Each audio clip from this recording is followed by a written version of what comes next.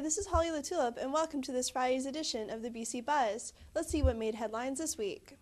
Want the latest buzz in your community? Then go to bclocalnews.com. Online, all the time. BC Buzz. A Coquitlam home teeters on the edge of a cliff after an early morning mudslide forces the residents to evacuate. 2 suspected carjackers are arrested on elementary school grounds after Langley Police and Dog Services follow their trail. A pair of thoughtful students from an Abbotsford elementary school get into the holiday spirit, raising donations for the food bank.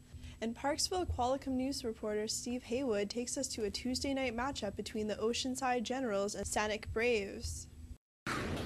A Coquitlam home was placed perilously close to the edge of a cliff on Wednesday night after a broken water main washed away an embankment. Fire and city crews quickly evacuated the Corona Crescent property around 6 p.m. after the backyard of the home began declining.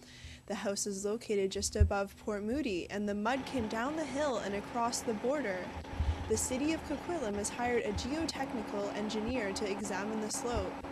No one was injured, and cleanup is continuing to make sure the house remains intact.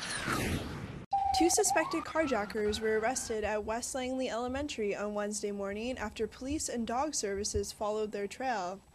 The driver of a blue Plymouth was beat up by 2 men in their 20s who stole his vehicle and fled the scene. Police were called to the area of 216th and 96th Avenue to locate the suspects.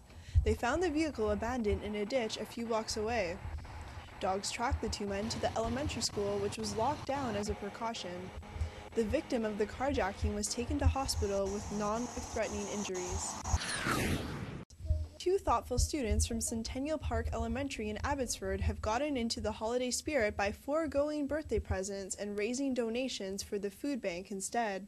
Catherine Plummer and Dylan Black are both 6 years old and have birthdays 1 day apart in December. They decided to have a joint party, and instead of asking for gifts, they asked for donations to their school's food drive. They ended up with $110 and filled up their cart at the grocery store with over 150 food items to contribute. So far, Centennial Park students have donated 1,700 items to the food bank. With 4 players serving suspensions, the Oceanside Generals look to steal a win from the Saanich Braves Tuesday night.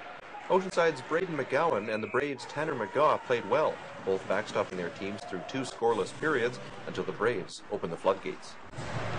We're short benched right now. We'll get some more guys back on Friday and everybody back on Tuesday. So we just had a couple major breakdowns that cost us the game. The Gens and Braves traded shots and close calls, and the first goal came halfway into the 3rd period.